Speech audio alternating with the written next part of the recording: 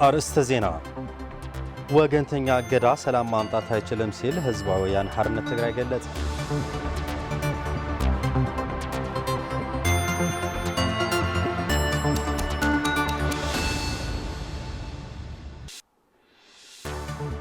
የትግራይ ተጨባጭ ሁኔታና ቀጣይ የትኩረት አቅጣጫዎች የተመለከተ የአመራሮች መድረክ ተካሄደ።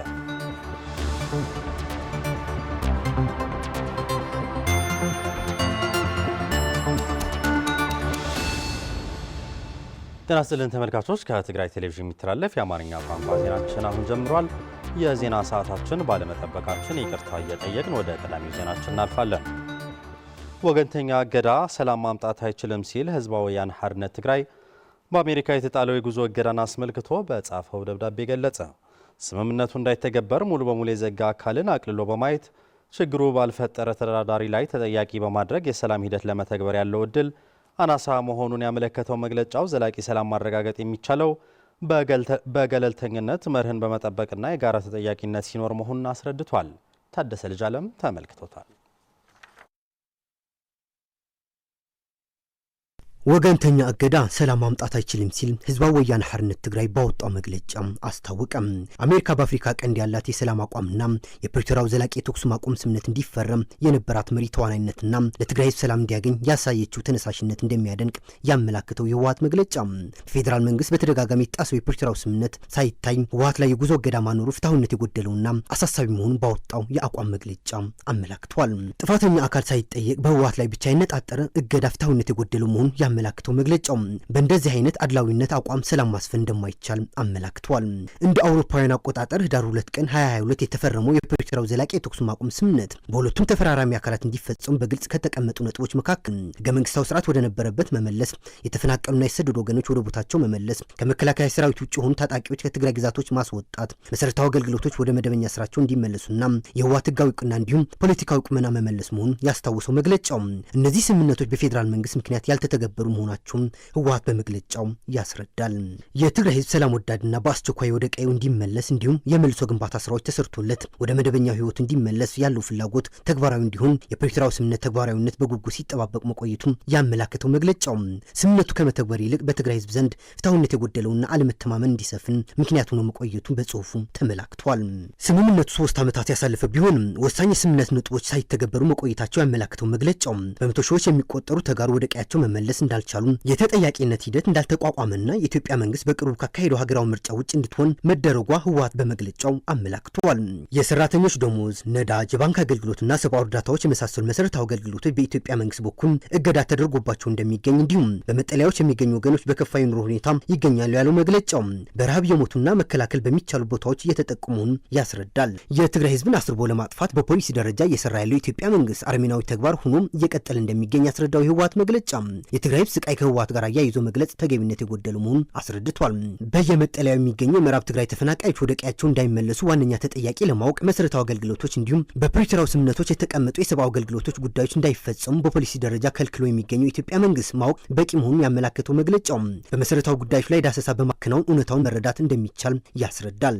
የፌዴራል መንግስት ወሳኝ የሚባሉ የፕሪቶሪያው ዘላቂ የተኩስ ማቆም ስምምነቶች እንዳይፈጸሙ አንቆ መያዙን ለመረዳት የሚያወጣቸው የተለያዩ ደብዳቤዎችና በመሬት ላይ የሚታዩ ተግባሮች መመልከት በቂ ማስረጃዎች መሆናቸው ያመላክተው የህዝባዊ ወያነ ሓርነት ትግራይ መግለጫ በትግራይ ህዝብ ላይ የተጣሉ ክልከላዎች አጠቃላይ ህዝቡ ከመጉዳታቸው በተጨማሪ በወታደራዊ ማስፈራራትና በተደጋጋሚ በፈጸማቸው የድሮን ድብደባዎች እንዲሁም ትግራይን ለማዳቀቅ በተከተሉ የፖለቲካ ተጽዕኖ የትግራይ ህዝብ በፌዴራል ስርዓቱ ላይ ያለው ውክልና እንዳይኖርና እንዲቀር ማድረጉን አስረድቷል።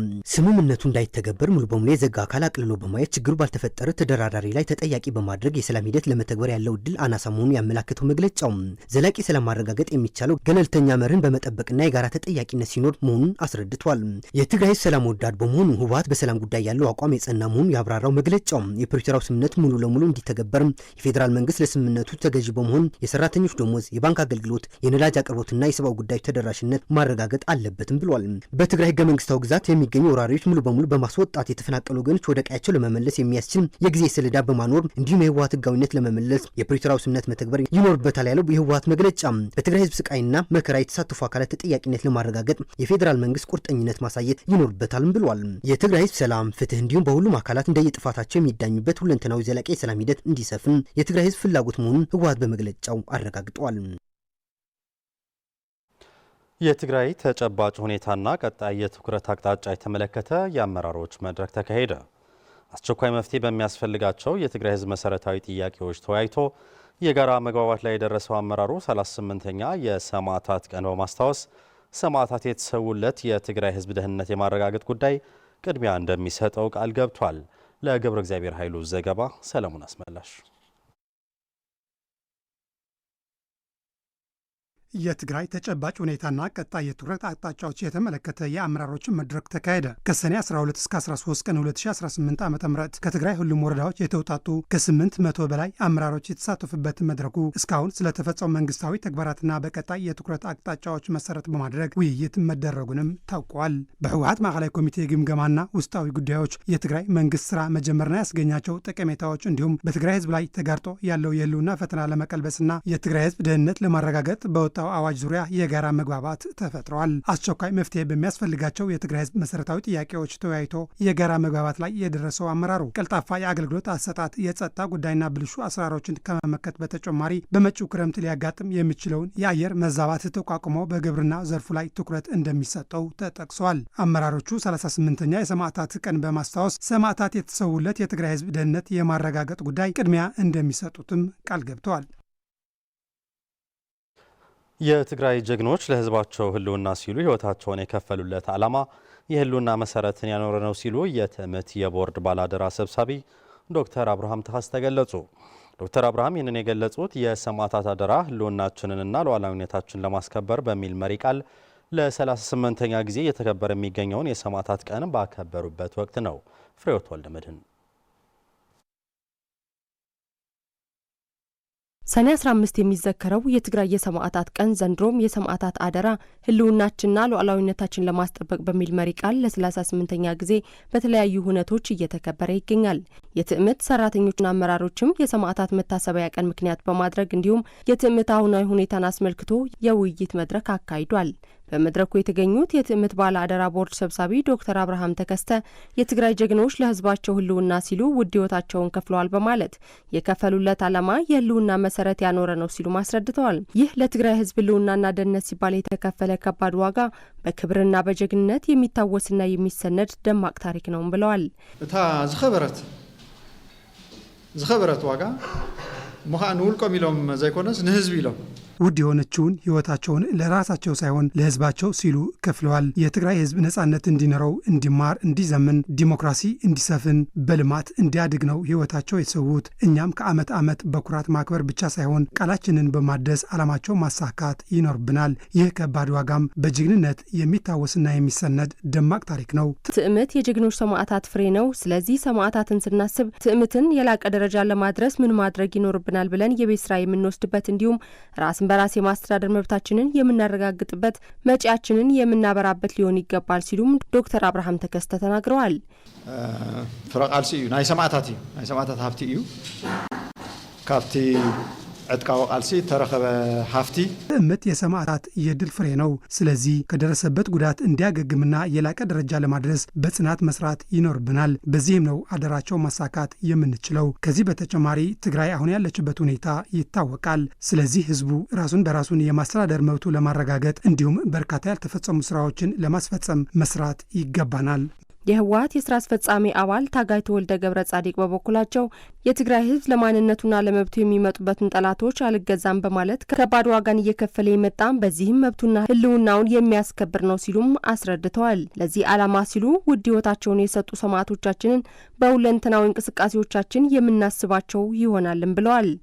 ኩል ጊዜ ንሰማዕታትና ማለት በበዓመቱ ጥራሕ አይኮንና ንዝክሮም ኩላና ከምንፈልጦ ኣብ ሕድሕድ ንገብሮ አካይባ ኣብ ሕድሕድ እንጅምሮ ስራሕ ሰማዕቶቻችን በየዓመቱ ብቻ አይደለም የምናስባቸው፣ ለተዕለት እንቅስቃሴያችን ላይም እናስባቸዋለን። ምንም እንኳ እንደ አንድ ትልቅ መድረክ በዓመት አንዴ ብናከብረውም እነዚህ ሰማዕታት የትግራይ ህዝብ ከባርነት እንዲላቀቅ፣ በቋንቋው እንዲኮራ፣ ራሱን በራሱ መብቱ እንዲከበርለት፣ በኢኮኖሚ ይሁን በተለያዩ ዘርፎች ከፍ እንዲል ስላደረጉት ነው። በመስዋዕትነታቸው ነው ይህ ሁሉ ትሩፋቶች የተገኙት። ስለዚህ በየዓመቱ ብቻ ሳይሆን በየዕለቱ ማሰብ፣ ዓላማቸውን ከግብ ለማድረስ ቃላችንን የምናድስበት ሊሆን ይገባል። በመድረኩ ተሳታፊ የነበሩ የትምህርት አምስት ሰራተኞች በበኩላቸው የትግራይ ሰማዕታት ያለፉበትን ዓላማ በሚገባ በመገንዘብ ዓላማቸውን ከግብ ለማድረስ ቃል ከመግባት በዘለለ በተግባር ማረጋገጥ ይገባል ሲሉም ተናግረዋል። ናይ ሰማዕታት ማለት ኣብ ዝተፈላለዩ እዋን ንህዝቢ ማእከል ገይሮም ንህዝቢ ተረባሕነት ማእከል ገይሮም የትግራይ ሰማዕታት በተለያየ ወቅቶችና ምዕራፎች ትግራይና የህዝብ ተጠቃሚነት መሰረት አድርገው ነው ውድ ህይወታቸው እየከፈሉት። ለነዚህ ጀግኖች ክብር ይገባቸዋል። የተውልን ዓላማ ለማስፈጸም በተለይም የትግራይ ሉዓላዊ ግዛትና ተፈናቃዮች ለማስመለስ ትልቅ አደራ አለብን። ቃላችንን በተግባር ማሳካት አለብን። ዝተሰውሉ ዓላማ ትግራይ ክትዓብያ ትግራይ ክትቀንዕያ ሰማዕታት የተሰውሉት ዓላማ ትግራይ የላቀ ደረጃ እንድትደርስ ህዝቡ ከባርነት እንዲላቀቅ በኢኮኖሚ ይሁን በተለያዩ ዘርፎች ከፍ እንድትል ነው። እኛም የነሱ ዓላማ ማስቀጠል ይኖርብናል። 38ኛው የሰማዕታት ቀን መታሰቢያ ምክንያት በማድረግ በሐውዜን ከተማ በተለያዩ መርሃ ግብሮች ቀኑ እየታወሰ ይገኛል። በአሁኑ ሰዓትም የጧፍ ማብራት ስነ ስርዓት እየተካሄደ የሚገኝ ሲሆን ባልደረባችን ፍርቱና ገብሩ በሐውዜን ከተማ ተገኝታ ያለውን ድባብና የተካሄዱትን መርሃ ግብሮች አስመልክታ መረጃ ልታካፍለን በቀጥታ ስርጭት ትገኛለች። ፍርቱና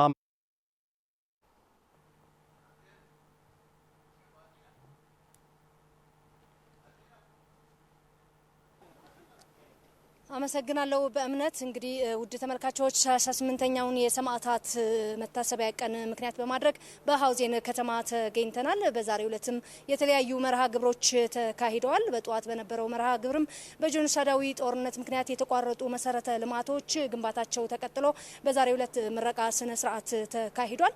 በመቀጠልም ከሰዓት በነበረው ቆይታም የፓናል ዲስከሽን ተካሂዷል። ማህበረሰቡ የተለያዩ ጥያቄዎችን ለሚመለከታቸው አካል አቅርቧል። ምክትል ፕሬዝዳንት በተገኙበት ነው በዛሬው ዕለትም የተለያዩ ጥያቄዎች እየተነሱ የዋሉት። በዚህም እንግዲህ ማህበረሰቡ ያለውን ጥያቄ አሁን የተመለሰው መንግስታችን ወደ ተግባራዊ እርምጃ እንዲወስድ በአጽንኦት አስምረውበታል። እንግዲህ በተጨማሪም በማታው ፕሮግራማችን በነበረም የጧፍ ማብራት ስነ ስርዓትና ከፍተኛ አመራሮች መልእክትን ያስተላልፉበት ነው የነበረው። እንግዲህ የትግራይ ኮሙኒኬሽን ኃላፊ ዶክተር አብርሃም ሐጎስ እዚህ አጠገቤ ይገኛሉ። አመሰግናለሁ ዶክተር አብርሃም። እስቲ እንግዲህ ስርዓትን የተከለ ስርዓተ መንግስትን ያቋቋመ የትግራይ ህዝብ መስዋዕትነት የተከፈለበት ስርዓት በአሁኑ ሰዓት መብቱ ተከልክሎና ተነጥቆ ነው የሚገኘውና እዚህ ላይ ምን አስተያየት አሉት? ያው የትግራይ ህዝብ ከታሪኩም አንጻር ከካየን ያው ለመብቱ ለማንነቱና ለቀጣይነቱ ለህልውናው እየታገለ የመጣ ህዝብ ነው። ባለፈው ጊዜ ከታሪክ እንዳየነው በጣም ጨቋኝ የሆነ ገዳይ የሆነ ስርዓት ነበረ። ይሄ ስርዓት እያለ ልማት ማስቀጠል ዴሞክራሲያዊ ስርዓት መገንባት የማይታሰብ ስለነበረ ስርዓቱ መጀመሪያ መወገድ መቻል ነበረበት።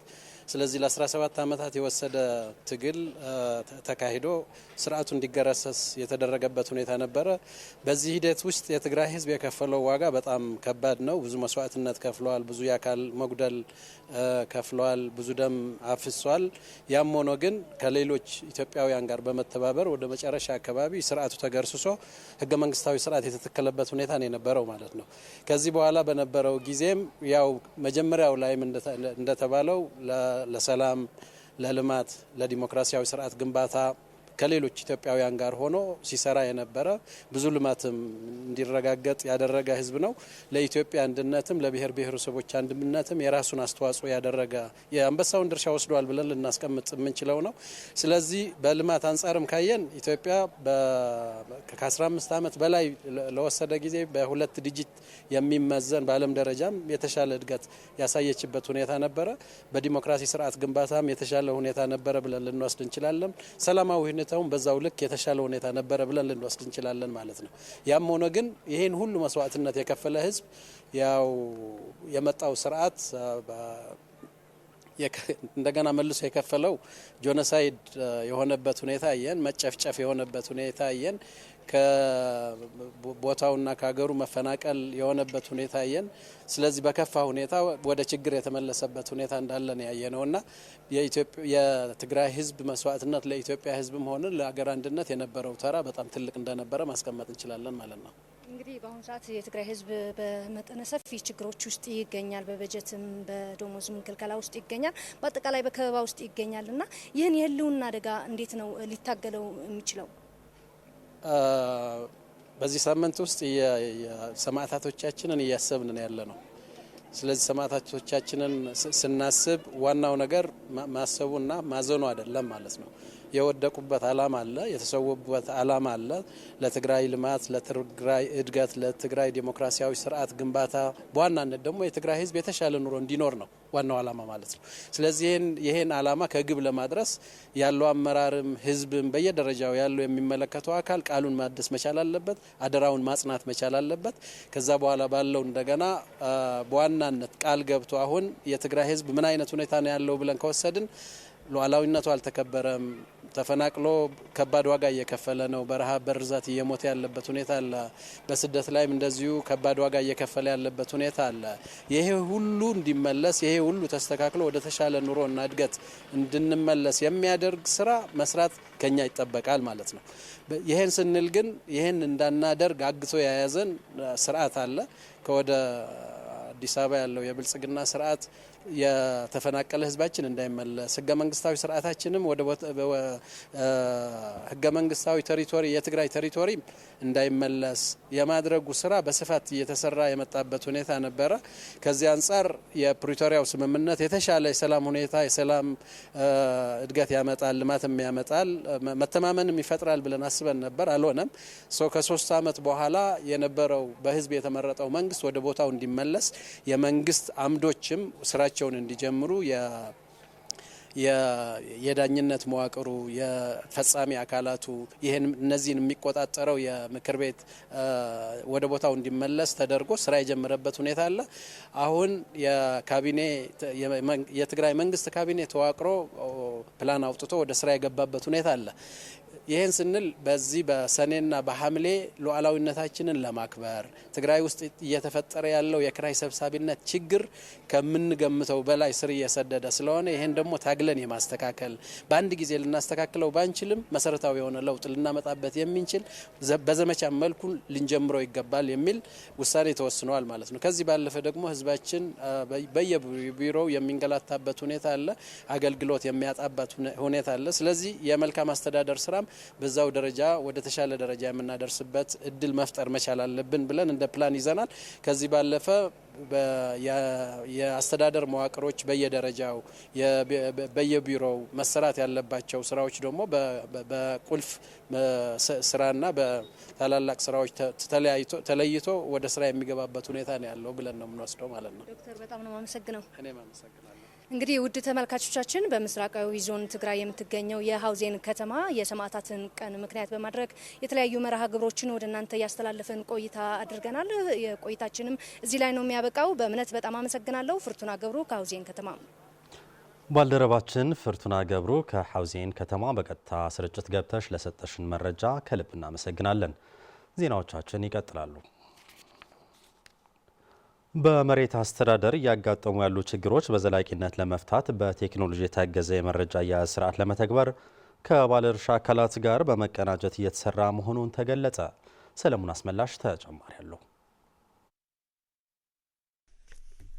የኢትዮጵያ መንግስት በትግራይ ባካሄደው ጄኖሳይዳዊ ጦርነት ምክንያት ከፍተኛ ጉዳት ከደረሰባቸው ተቋማት አንዱ የመሬት አስተዳደር ነው።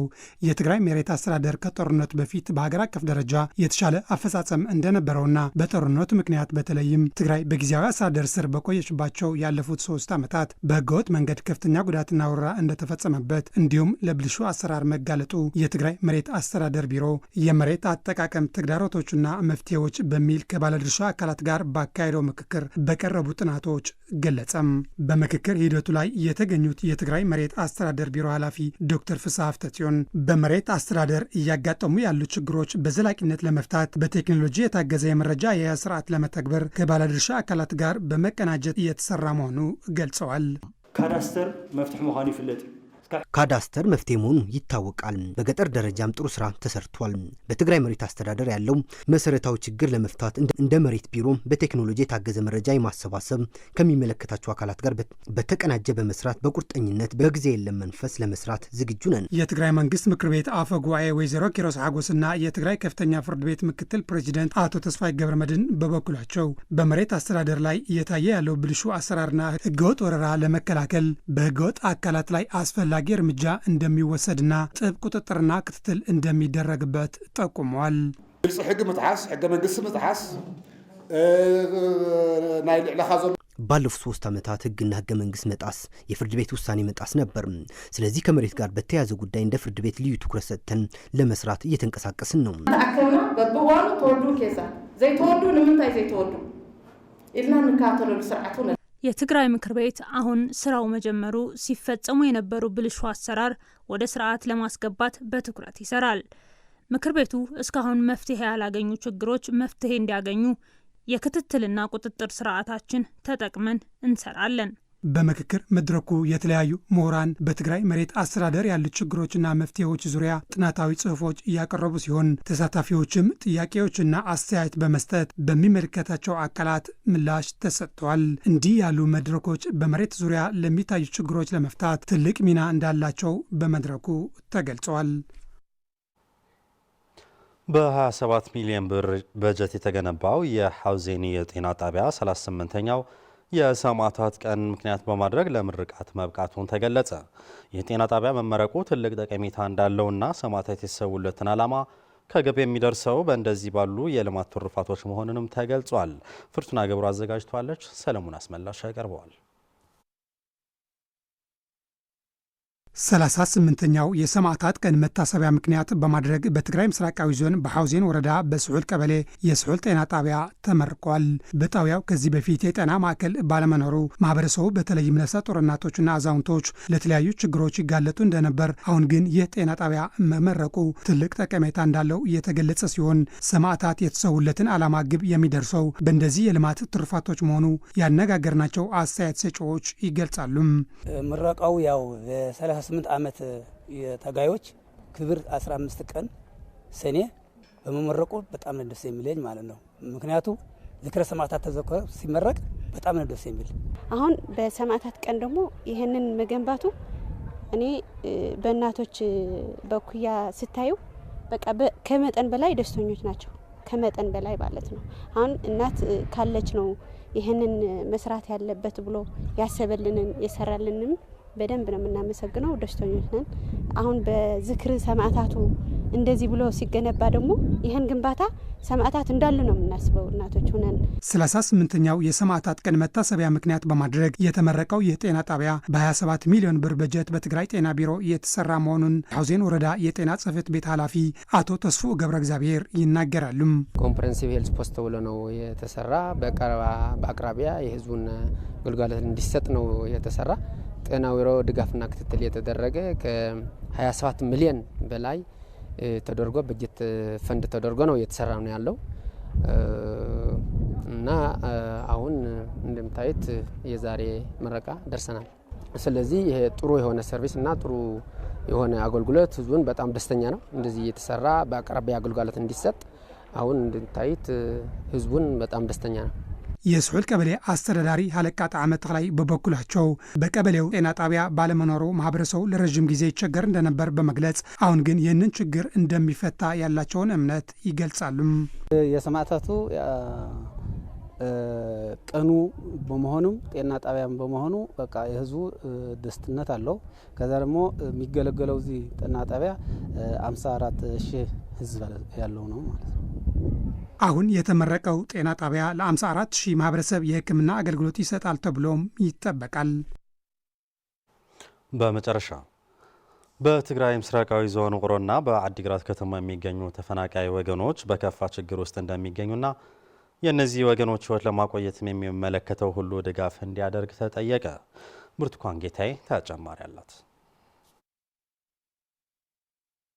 በጦርነቱ የተጎዱ አካባቢዎችን ትኩረት አድርጎ የሚሰራው ቻይልድ ፈንድ ኢትዮጵያ ለ2 ዓመታት በትግራይ በመጠለያ ካምፖች የሚገኙ ህጻናትና እናቶች ላይ የምግብ ዋስትናን የማረጋገጥና ሌሎች ያከናወናቸውን ስራዎች በተመለከተ የማጠቃለያ የውይይት መድረክ አካሂዷል። 70% የሚሆነውም በመጠለያ ጣቢያዎች የሚገኙ ህጻናትና እናቶችን ለማቋቋም እንደሚሰራና ይህንንም በቀጣይ አጠናክሮ ለመቀጠል አቅዶ እንደሚንቀሳቀስ በቻይልድ ፈንድ ኢትዮጵያ የኢመርጀንሲ ፕሮግራም ማናጀር ሲሳይ ወርቁ ተናግረዋል። በዚህ በትግራይ ክልል በተለይ በምስራቃዊ ዞን ውስጥ የተለያዩ የመልሶ ማልማት በተለይ በጦርነት የተጎዱ ማህበረሰብን ድጋፍ በማድረግ ስራ ጀምረናል። በተለይ በትግራይ ክልል የደረሰውን በጦርነቱ ምክንያት የደረሰውን ውድመትና ችግር በደንብ ይረዳል። አሁን በትግራይ በክልል ውስጥ ተፈናቅለው ያሉ የማህበረሰብ ክፍሎች በተለይ ህፃናት በምን ሁኔታ ውስጥ እንዳሉ በደንብ ይረዳል። ስለዚህ በዚህ ላይ የራሱን አስተዋጽኦ ለማድረግ የሚቻለውን ያህል እንቅስቃሴ እያደረገ ነው ያለው። ይህንኑ አጠናክረን እንቀጥላለን። የምስራቃዊ ዞን የማህበራዊ ጉዳይ ኃላፊ አቶ ብርሃነ ተስፋ ሚካኤል በበኩላቸው በጂኖሳይዳዊ ጦርነቱ የተጎዳውን የትግራይ ህዝብን ለመደገፍ በሚደረገው ጥረት የድርሻቸውን እንደሚወጡና ይህንንም አጠናክረው እንዲቀጥሉ እንዲሁም ሌሎች የሚመለከታቸው አካላትም የተቸገረውን ተፈናቃይ ወገን ለማገዝ እንዲሰሩም ጥሪ አቅርበዋል። ከምቲ ሁላትና ንፈልጦ ሎሚ ትግራይ ምስ ዝሓለፈ ናይ ጂኖሳይድ ኩናት ሁሉም እንደሚያውቀው ትግራይ ላይ በጂኖሳይዳዊ ጦርነት ክፉኛ የተጎዳ ማህበረሰብ አለን። እስካሁን በ2 ዓመታት ውስጥ ቻይልድ ፈንድ ኢትዮጵያ ለተፈናቃይ ወገኖች በተለይም ህጻናትና እናቶችን በተመለከተ ሲያደርጉ የነበረው ድጋፍ በጣም ጥሩ ነው። ነገር ግን በውቅሮና በአድግራት የሚገኙ ተፈናቃይ ወገኖች አሁንም በከፋ ረሃብና ችግር ላይ ይገኛሉ።